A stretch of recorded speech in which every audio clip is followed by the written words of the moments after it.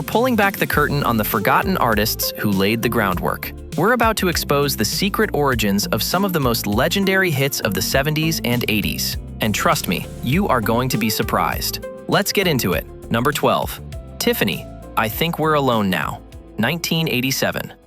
Let's begin in 1987, at the absolute peak of the shopping mall. You couldn't buy a pretzel or a pair of acid-wash jeans without hearing Tiffany's I Think We're Alone Now.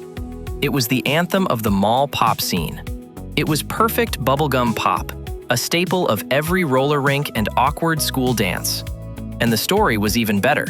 Tiffany, a teenager, literally discovered singing in malls. It was the American dream with a synth beat.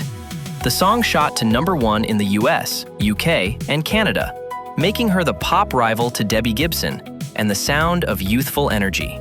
Except that fresh sound wasn't fresh at all. It was 20 years old. The original was recorded back in 1967 by Tommy James and the Shondells. Their version is a slice of pure 60s garage pop, way faster, with a raw, driving drum beat that just feels cool. It was a big hit itself, reaching #4 on the Billboard charts. But Tiffany's version completely bulldozed its legacy. She took these lyrics about two kids trying to get a moment alone, scrubbed off the 60s grit, and repackaged it for the neon-drenched 80s. She proved that a great song can have a second life, and sometimes the second life is the one that gets all the attention. Number 11. Bow Wow Wow, I Want Candy, 1982. Few songs scream early 80s new wave like Bow Wow Wow's I Want Candy. Fronted by the very young, very cool, and very controversial Annabella Lewin, the band's 1982 version was an explosion of tribal drums and surf guitar. The video was all over early MTV, and while the song wasn't a massive chart topper in the US, its cultural impact was huge. It was the theme song for anyone embracing a more adventurous, post-punk sound. But this pinnacle of 80s cool is, in fact, a relic of 60s garage rock. I Want Candy was first written and recorded in 1965 by a group called The Strangeloves. Now get this. The Strangeloves were actually 3 American producers who, for reasons known only to them and their accountant, pretended to be Australian sheep farmers named Giles, Miles, and Niles Strange. I'm not making that up. Their version is a raw, catchy jam built on a classic Bo Diddley beat. Bow Wow Wow grabbed that raw energy, drenched it in 80s production, and let Annabella's yelping, energetic vocals turn it from a rock tune into a chaotic, joyful sugar rush. Number 10. Blondie, The Tide is High, 1980. By 1980, Blondie could do no wrong. They'd mastered punk, disco, and new wave, so why not reggae? The Tide is High was a breezy, laid-back number that went straight to #1 in the US and the UK. With Debbie Harry's effortlessly cool vocals floating over that triumphant horn section, it felt like Blondie was just showing off, conquering another genre for fun. But they didn't just conquer the genre, they covered one of its crown jewels. The original, The Tide is High, was written by John Holt and recorded in 1967 by his Jamaican rocksteady group, the Paragons.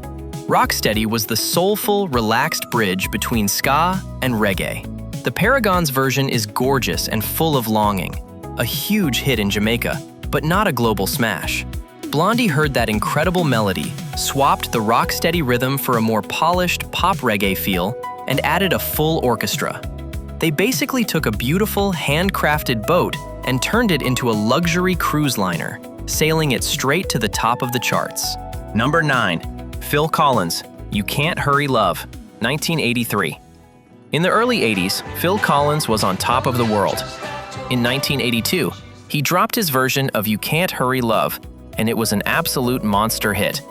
It went to #1 in the UK and was inescapable everywhere else. His version is a loving, high-energy tribute, complete with his signature 80s drum sound. The music video, with Phil playing all 3 members of a vocal group, was classic MTV. It felt like a fun tip of the hat to the Motown era. But this wasn't just tipping his hat. It was covering one of the greatest girl groups in the history of music. The song was, of course, a monumental #1 hit for the Supremes in 1966. It's a cornerstone of American pop music, written by the legendary team of Holland Dozier Holland. What Phil Collins did so brilliantly was that he didn't try to reinvent it. He just celebrated it, proving that the magic of Motown was completely timeless. 16 years later, it was a hit all over again. Number 8. Juice Newton, Angel of the Morning, 1981. Juice Newton's Angel of the Morning is one of the all-time great power ballads of the early 80s. It's this massive, emotional pop country crossover, and Newton's powerful, raspy voice sells the whole story. The song was a gigantic hit, reaching number 4 on the Hot 100, selling 1 million copies, and getting a Grammy nomination. But this angel had a surprisingly long and complicated flight history. The song was written by Chip Taylor and first recorded way back in 1967 by an artist named Evie Sands. But her record label went bankrupt, so the single flopped. Then, in 1968, a singer named Marilee Rush recorded it and had a huge top 10 hit with it. So for a while, it was her song. But it was Juice Newton's 1981 version that made it immortal. She transformed it from a 60s pop song into a grand, country-flavored power ballad, giving it an entirely new life and defining the sound of early 80s crossover music. Number 7. Bananarama, Venus, 1986. In 1986, the British trio Bananarama took Venus and turned it into pure, high-energy 80s dance pop. Produced by the Hit Factory Stock Aitken Waterman, the song is a relentless synth and drum machine masterpiece.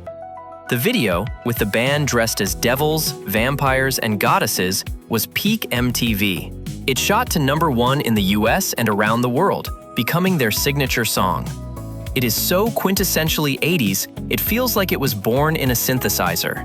You would never in a million years guess it was originally a psychedelic rock song from the Woodstock era. The truth is, Venus was first recorded in 1969 by a Dutch psych rock band called Shocking Blue. Their version is fuzzy, groovy, and driven by a killer guitar riff and the powerful, accented vocals of singer Mariska Veres. And get this, Shocking Blue's version also went to number 1 in the US back in 1970. But by the 80s, it was a distant memory. Bananarama stripped the song for parts, took the killer hook, threw away the psychedelic guitars, and rebuilt it as a high-octane dance track for a new decade. Okay, let's take a breath. If you are currently questioning your entire music library, do us a favor and hit that subscribe button. We have more shocking truths to deliver, and you don't want to miss them. Let us know in the comments which one has hurt your brain the most so far. Now, back to the list. Number 6. Kim Carnes, Betty Davis Eyes, 1981. If you want to bottle the sound of 1981, you just record Kim Carnes's Betty Davis Eyes. That slinky synth riff, that cracking snare drum, and Carnes's voice, which sounds like she gargled with gravel and whiskey, it's pure atmosphere. The song was a monster, spending 9 weeks at number 1 on the Billboard Hot 100 and winning Grammys for Record and Song of the Year. It's inextricably linked to Kim Carnes. But those famous eyes were first seen through a very, very different lens. The song was written and recorded in 1974 by Jackie DeShannon. Her version is almost unrecognizable.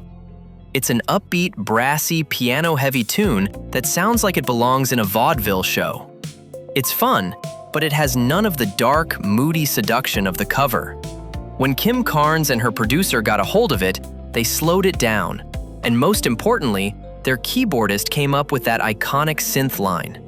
They didn't just give the song a makeover, they performed a complete sonic transplant. Number 5. UB40, Red Red Wine, 1983. For millions, UB40's Red Red Wine is the official song of chilling out.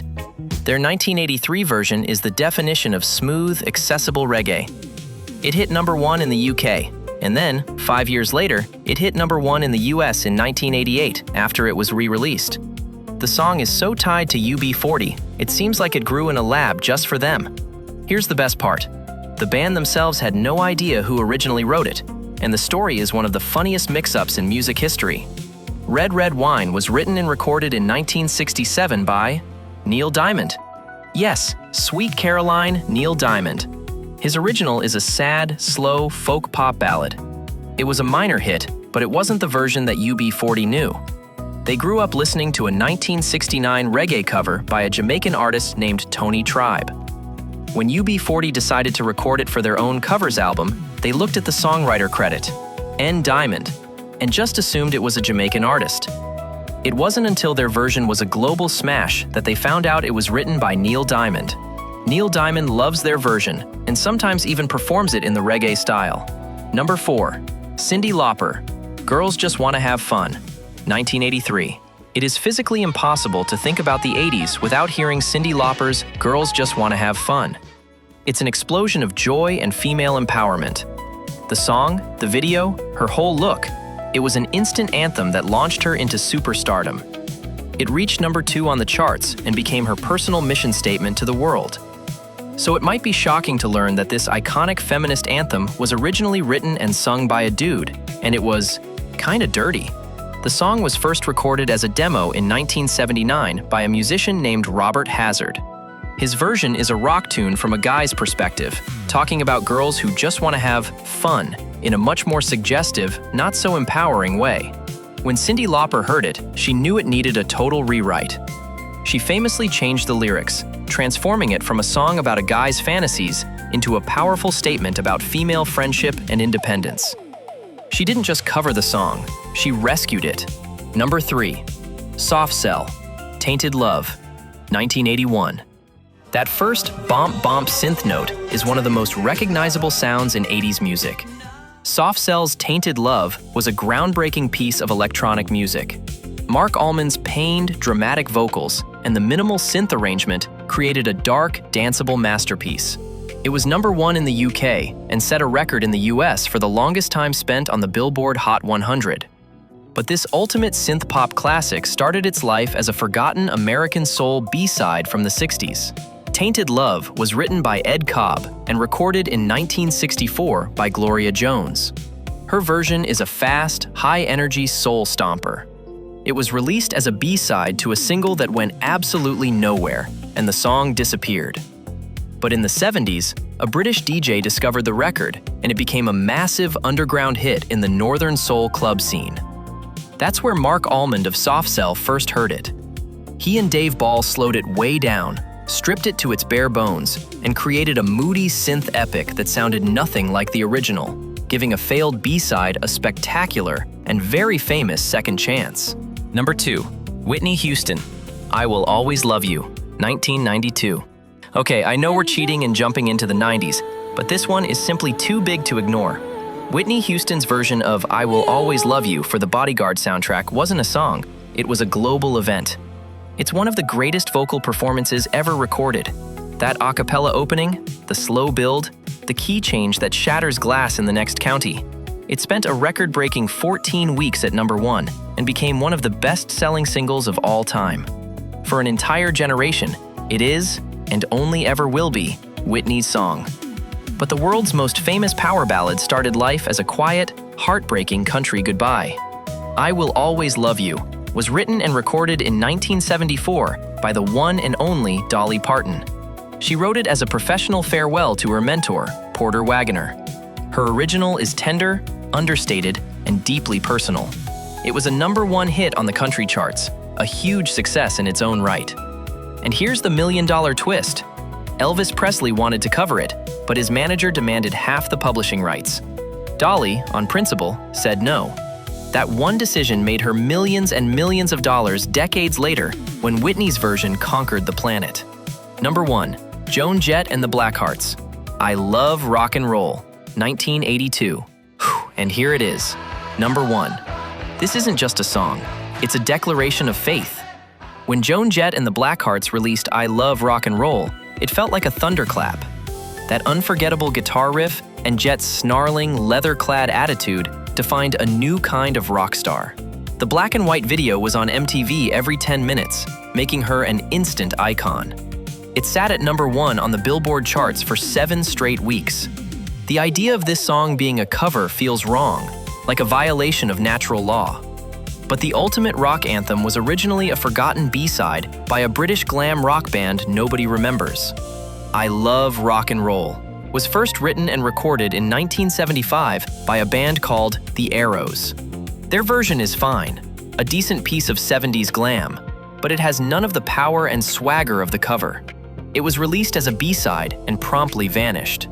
Joan Jett saw them perform it on a UK TV show in 1976 while touring with her first band, The Runaways.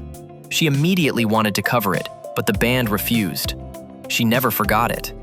After the Runaways split, she finally recorded it with the Blackhearts, perfecting the track she'd believed in for years. She took a forgotten tune and injected it with so much punk rock charisma that she didn't just cover it, she possessed it, creating the definitive version that will last forever. So there you have it. From mall pop to feminist anthems to the biggest power ballad ever. It turns out some of our most cherished musical memories are built on the foundations of other forgotten songs.